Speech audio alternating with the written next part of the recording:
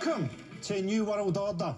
This week, charities have warned that the cost of living crisis is making children more likely to take up drug dealing, something that I personally welcome due to their poor negotiating skills. Like a lot of people, I'm torn between dismay at the economy collapsing and excitement about getting to join a militia. If you want to get the name of your future militia, what you do is you take the name of the area that you currently live in and you add the word Death Squad. The NHS waiting list is now 7 million. 7 million people. That's almost everybody. The good news is that number will start to drop soon as it gets colder. Ambulance drivers are talking about going on strike. Soon your best bet of getting to hospital will be calling Deliveroo, then collapsing on your doorstep dressed as a lamboona. Matt Hancock is going on I'm a Celebrity. It'll be the first time that he's been forced to eat an animal penis that doesn't belong to a demon who's shoving it through a haunted mirror. Liz Truss reportedly had her phone hacked by Russian spies, and it can't have been difficult because her password is surely, almost definitely, the word password spelled wrongly. Rishi Sunak is going to the COP27 climate conference after initially saying that he wasn't going to go. And I can understand the reluctance there. The way things are going in Britain, he might not get back into the country. In America, Nancy Pelosi, the Democrat politician, a guy broke into her house and attacked her husband with a hammer. How do you punish someone like that? Someone who's prepared to attack another person with a hammer. I'd suggest community service tidying up James Corden's tool shed.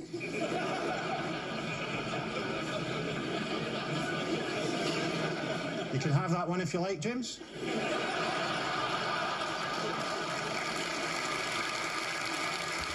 Okay, let's get on with the show. Joining me tonight to discuss the week's big topics are Nish Kumar, Desiree Birch, Alex Brooker and Laura Smith.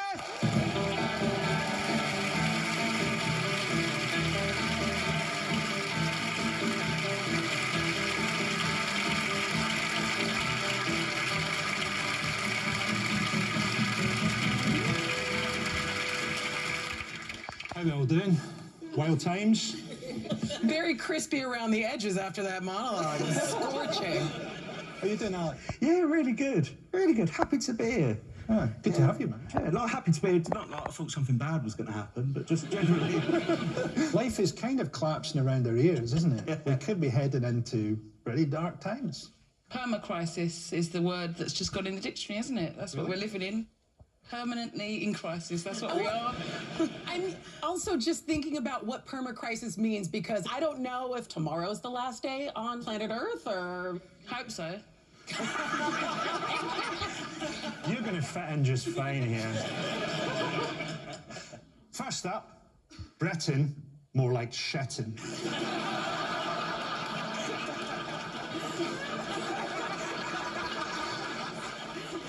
Britain has forgotten its safe word. Its culture and politics are in the middle of a full-scale psychotic breakdown.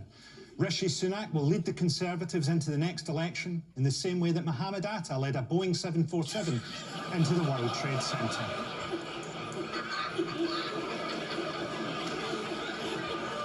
What, too soon? Things are bad in Britain. Things are so bad that I can barely afford to heat my basement. And let me tell you, there's nothing sadder than a shivering gimp. In the circumstances, Matt Hancock is right to go into I'm a Celebrity. By choosing the show to highlight dyslexia, it gives us an opportunity to say what a cucking funt he is. But our real problem is that our politics is spiralling rightwards. Suella Braverman, whose attitude towards people crossing the channel makes Priti Patel look like Moses, says that there's an invasion happening on the south coast, to which any Ukrainians watching must have said, is there? I'm not saying it's full-blown fascism here quite yet. I'm just saying that if you get the chance, it's worth maybe trying to pick up a smattering of Rwandan. Just the odd key phrase, please don't kill me, have you come yet? That kind of thing. And who do we have to lead us? Rishi Sunak, who looks like someone glued fake ears onto a child so they could buy alcohol. Or Keir Starmer, a sort of vacuum of a human who looks like he would be the answer in the world's longest ever game of Guess Who. If I had to describe you as a comedian, I would say, oh, I'll tell you one thing about Frankie Boyle. His 9/11 stuff is what he opens with good reason. You know, I find it's a very strange time in terms of, like, news and propaganda. I find that, you know, things are drifting increasingly further to the right. It feels weird to be a British Asian at this moment because we finally got our hands on, you know, the wheels of power. But it's a bit like winning a game of Pass the Parcel and the parcel is a human shit. It wasn't just like he got the parcel and it was shit. It's like he got the parcel and they were about to hand him the shit and they're like, oh wait, let's let this one last white lady shit on it before we hand it to you. And like the representation factor is important because like you look at that front bench and you're like, you're seeing, you know, Asian people, black people, and you're like, wow, that does look different. But they're also like, to me, they're like, you know how in the 90s you'd be like the white guy in the gang is the craziest guy of them all? You know what I mean? It's like the brown people in the Tory party are like psycho Tories, you know? Every now and again, I'll get up in the morning and I go, fucking hell, Liz Truss was Prime Minister. You know, like when you remember something that's happened on a night out. I wonder what Liz Truss is doing now. She's probably just sitting doing a word search somewhere. I think she's gutted that Hancock got the call up to I'm a Celebrity instead of her. I can't believe he's on I'm a Celebrity. And I can't believe he's got paid, what was it, 400 grand? Really? I think he's getting to go on it. And he's like, he was health secretary while thousands of people died. And he's getting the chance to try and redeem his reputation by eating kangaroo bollocks. I think that they should have little pops at him by kind of naming little tasks. So it's like he's got to take on like the care home of terror or something like that. Try and win stars for the camp. Usually when I watch Holly and Phil in This Morning, I'm slumped in my underpants, sipping a cup of tea, staring bleakly at my iPad and wondering why everyone on the train is yelling at me. And why they allow me to drive these things in the first place. This Morning gets a bad press, but I have to admit that I find it an extremely effective antidote to having the will to live. Here's a more than usually alienating segment in which the celebrity queue jumpers bring some game show glitz to the UK's energy crisis. Good luck, everyone. Hope it's you. Easy, wheezy, let's get busy. There you are! How are you today? What are you doing? I've just left my great aunt, who's 93 years old. I've been to visit her in a home. Oh, right. Okay. How is she? Is she okay? Yeah, she's fine, thank you. Oh, good. We'll pay your energy bills. Got £1,000 as well. So this is energy bills, I think, for 4 months if it stops on that. Nice. So how are your energy bills? Are you a bit worried about it all? Major. Yeah. Are you? I've got one of these prepayment meters and it's absolutely murder. Oh, God. Right, well, let's hope it lands on one of those then. Here we go.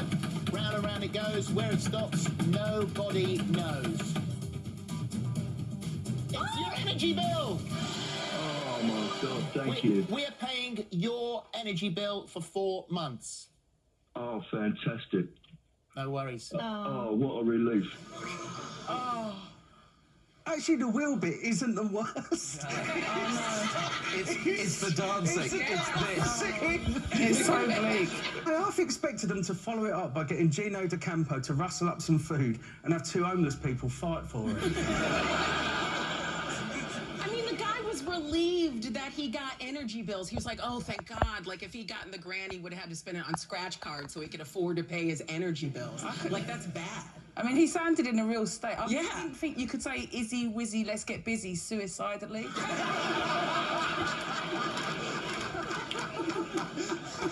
They couldn't handle the bleakness of it. He's like, My great aunt in a care home. Prepaid meter. What's that? If you wanted to explain to people what has gone, everything that has gone wrong, you would use that clip. And it is, and the thing is, I genuinely don't think Britain is a shit country. But I think it's been made shit by 12 years of Conservative mismanagement. You know, slashing government funding. They could have done something about the heating bills by making plans earlier, but they were too busy having a popularity contest between an Asian man who is willing to deport his own family and a woman who, by the looks of things, physically is incapable of counting. And... But it's been thing after thing, and it all starts with Cameron. That's the thing, that this whole crisis starts with Cameron, because he was supposed to come to power and be like the compassionate Conservative, and he was like, yeah, I'm cool, I'm into the Smiths. And then it turned out that Cameron and Osborne were fans of the Smiths, but mainly Morrissey's more recent work. It only seems like yesterday that King Charles replaced the Queen on the throne and in a lot of people's Deadpool sweepstakes. There was 24-hour rolling grief on the news, but none of the live-action heartbreak came anywhere close in intensity and strangeness to EastEnders' hastily written tribute, which has since been acquired by the Smithsonian Museum in Washington as a culturally significant artefact, being the single worst thing ever filmed. God bless her. Thank goodness she made it to the Platinum Jubilee this year. I mean, what a classy way to say goodbye. And what a day we had here, eh? With Camilla and Prince Charles right here with us. King Charles III. Long live the king. Right. Well, we've got Cat and Phil's reception in here today, and the show must go on. Well, that's what we do, innit? I know where she should go.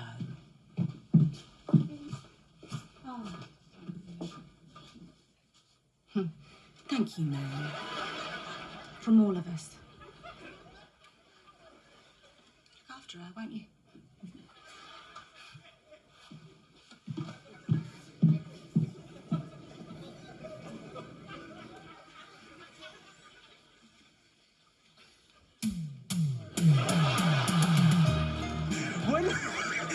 Because it's EastEnders, and when they have like the drum roll at the end, there's still part of you to think she's going to come back like 30 days. Should have had a voiceover where she goes, "You're not my great-great-grandmother!" It's in the East End, which is quite densely populated with South Asians, and I just wanted at the end of that entire scene to just pan over and there just be one Asian bloke just going, "So do we get our jewels back now?" I was trying to imagine what this would be like in America, and legit, all I could think of was like the cast of Law and Order at a bar talking to a picture of the Twin Towers. It was so unconvincing. There was a moment where I started to doubt if the Queen had ever existed. That's your tribute, an IKEA frame and a picture in the wrong aspect ratio. That you've put in a place where it will definitely fall over. But even that bit where they go, "Oh, it wasn't the Jubilee, what a classy way." And you're like, no, she spent most of the Jubilee ill. Yeah. She missed most of it. It was a sort of soft launch of her death.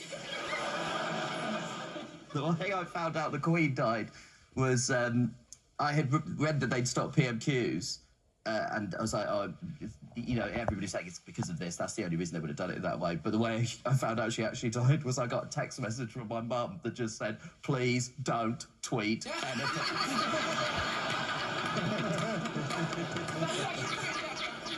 There was some mad reaction to the Queen passing. One of my mates texted me and he said, "Oh, I'm going to go down to the queue. Do you want to come with me?" I'm on my own. I was like, "Well, what, do you need, like, support?" He was like, "No, I've just seen on the internet that disabled get near the front, so I want you to come with me." The seething shitness of the British psyche has recently found an apt incarnation in the rancid gallons of raw arse waste which are being pumped relentlessly into our rivers and coastal waters. Pictured from above, Britain looks like someone who shat themselves and then died. So much sewage is bobbing round our beaches that it has completely ruined what for me was one of the British seaside's simple pleasures, turd swallowing. Every time I swim out to try and gulp down a nice big floater,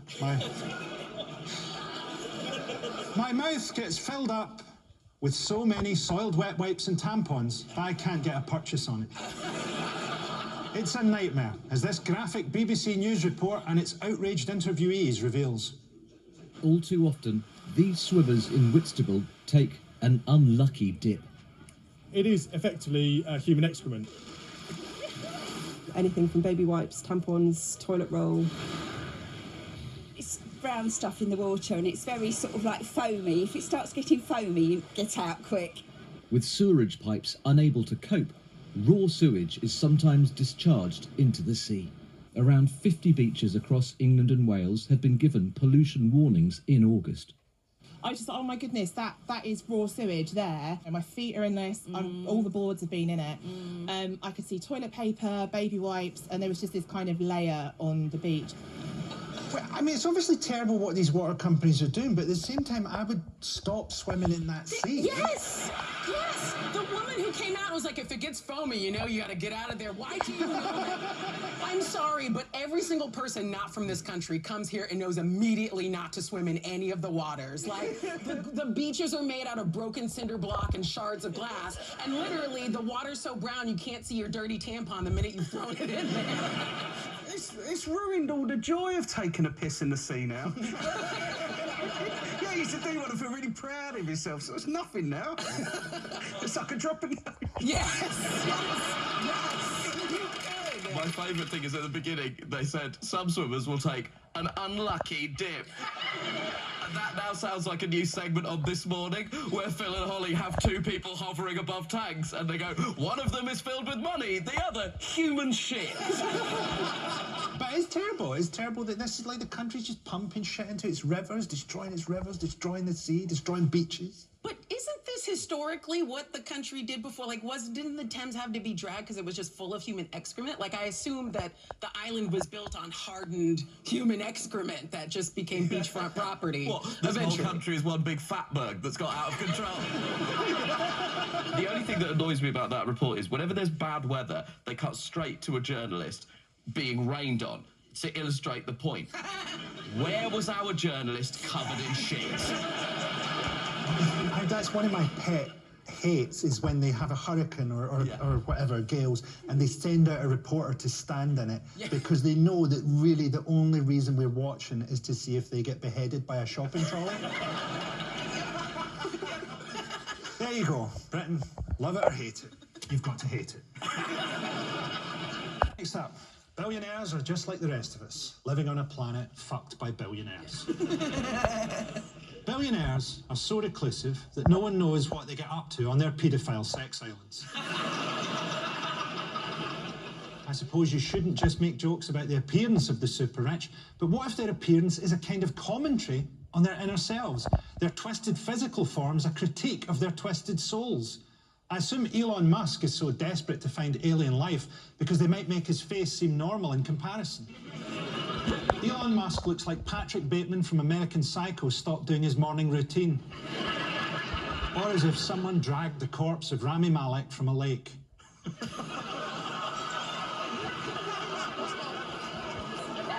Donald Trump looks like a quaver on top of a what's-it. Or Boris Johnson after Jeffrey Dahmer has sewn him back together.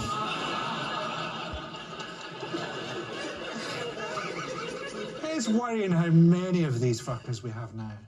They're so terrible, and there's more and more of them all the time. But it's like, what kind of stupid parasite doesn't know to not kill its own host? They're the only parasites that are trying to kill all of us when all they do is feed off of us. Like, to be perfectly honest, there's no way to merit that much money. They've gotten it by a bit of luck and a lot of extraction. So, like, at what point do you go, like, maybe this is a real precarious position like the 10 of us are putting ourselves in? But what annoys me is that they always have to dress up their parasitic behaviour as being for the good of mankind. You know, when they, like, having caused a huge amount of atmospheric pollution, they're now causing more by all going to space, and they say, oh, we're doing this for a new frontier in human discovery. I would respect it more if one of them just said, listen, I want to show my dick to an alien. Yes. Like, in a weird way, I would like to stick E.T.'s pointy finger up my arsehole while I have a wank. I would actually have more respect for that as a perspective, because I hate the sanctimoniousness of them as they kind of drive us all into the abyss. Yeah, well, they have to do that. One, because it's hard to be like, I want E.T.'s lit up finger inside me, and for me to go, ouch. But also, the other thing is, I'm trying to get to Mars before everyone on Earth eats me because I am a parasitic asshole. I mean, this might be a bit of a tangent, but wouldn't E.T.'s finger heal your arsehole up? The thing with, like, Elon Musk, it's mad some of the stuff he does. Taking over Twitter and then claiming it's to help free speech. I mean, as if you couldn't make it any more toxic. Yes. Just in time for the World Cup. The most famous billionaire on the planet is the mega-rich man-child Elon Musk. If his space program is successful, he might become the first person in history to be the biggest arsehole on more than one planet. But I don't feel envious of Musk. He's trapped in a narcissistic nightmare from which the only escape is the blessed sanity of death. A recent BBC Two documentary combined incisive interviews and archived footage to give us a deeply disturbing dive into the dystopic love life of the South African sociopath. In 2018, he appears at the Met Gala with Grimes, an electro-pop artist.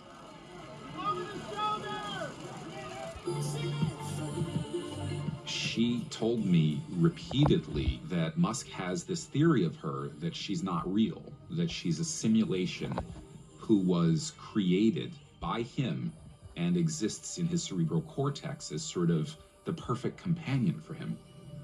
Which sounds a little crazy and maybe even a little creepy, except she agrees with it. Does he know that we can see Grimes as well?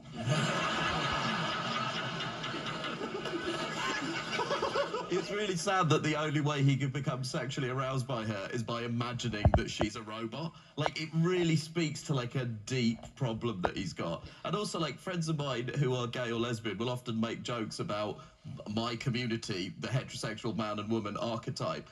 And it's very hard to refute when you see the two of them standing next to each other, and she has a symmetrical face and is wearing very nice clothes, and he looks like he was carved out of pure ham. He's so rich, she's just agreeing with him. She's like, I'm assuming, like, yeah, whatever, yeah. I'll have some kids for you. Yeah, agree with whatever. I'm a simulation. I'm not faking my orgasms. You're faking them. It's the ego, isn't it, to go, well, you're so good. I must have invented you. Yes. Like a lot of these people, like, you know, they market themselves as these radical forces for change and stuff, and then it's largely about busting unions. Yeah. And that's where they get their money from. They come in and they avoid regulation and they bust unions. They go, look at me, I'm like, you know, Iron Man. Yeah, but he genuinely, like, he's backing Republican candidates in the US midterms, and he claims to have green credentials, and yet he's backing a party whose party line at this point seems to be disputing the existence of man-made climate change. Like, it is a bit like getting behind the Harold Shipman Medical School. Like, it really is, like, it is so infuriating. When we talk about billionaires, we tend to mean either US dollar billionaires or pound sterling billionaires, as opposed to the Scottish billionaires, which is anyone with some chips left in the bottom of their bag. One of the world's weirdest billionaires is G.T. Dave, who made a fortune selling kombucha, a beverage for those who like to combine the invigorating taste of a cheesemonger's perineum with the unmistakable flavour of backsplash from a Wetherspoon's urinal. In this haunting clip, the chisel-faced king of kombucha gives Forbes magazine an eerie tour of his terrifyingly hygienic life. When I started kombucha, there was no such thing. I believe that kombucha would not be where it is if it wasn't for those humble beginnings that I experienced in the 90s. And over the 25 years that I've been making raw kombucha, we really have paved the way. I believe when you color outside the lines, you really give yourself permission to be different and to celebrate that difference. My parents, at a very early age in my life, took me to India. It was in the early 90s that a friend turned them on to a kombucha culture. And then they started to share it with friends and family, and then I started to notice that people loved it, but then would always come back and be like, so it was hard to make it myself. How about I just buy it from you guys? I don't want to sound like Elon Musk, but is that a real person? It feels like we're watching a documentary about what the T-1000 did next. Do you know what? You know, after I finished dressing as a policeman looking for John Connor and Arnold Schwarzenegger, I discovered kombucha. So. Yeah, it's also like, I hate to make things all about race. That's not true. I love it. But there is a thing when a white person says, I discovered something, your immediate thing is like, so what brown person have you nicked this off? What concerns me was that kitchen is too clean. You get a UV light on that, you're going to have, like, fucking help me written in cum somewhere or something like that. He probably keeps his victims alive for weeks and bastes them in kombucha. I wonder if his serial killer name, once his crimes are revealed, will be the Cum Butcher.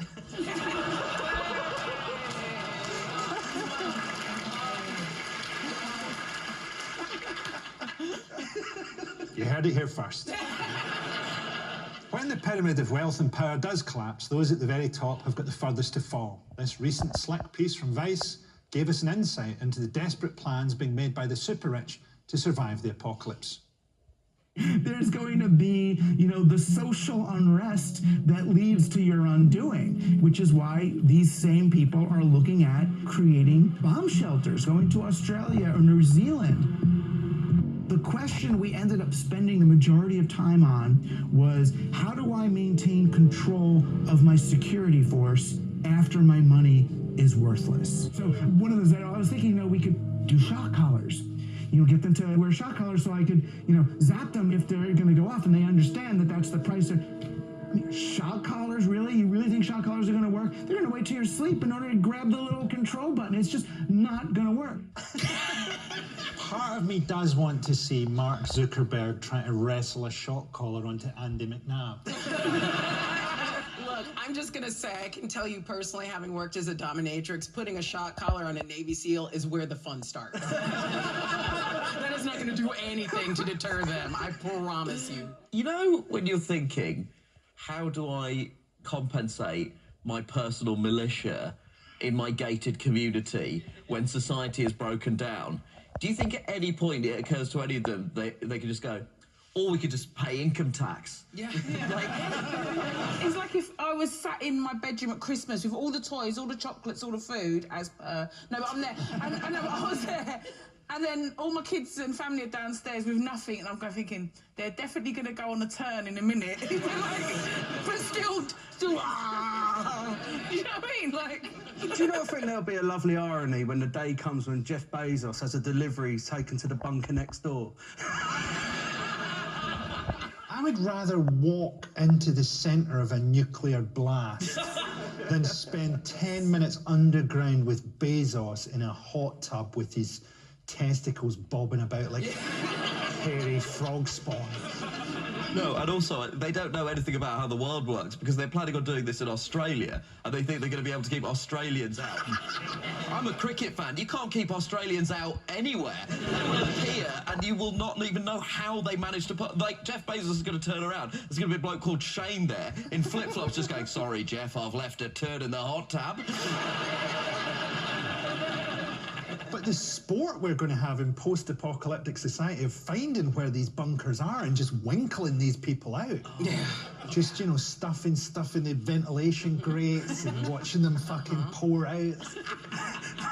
All I keep thinking about now is how good a film The Bodyguard would have been if Whitney Houston had just put a shock collar on Kevin Costner. Every Kevin Costner film. Well, that's the end of the show. Thanks to my guests, Nish Kumar, Desiree Burch, Alex Brooker and Laura Smith. Good night. Go.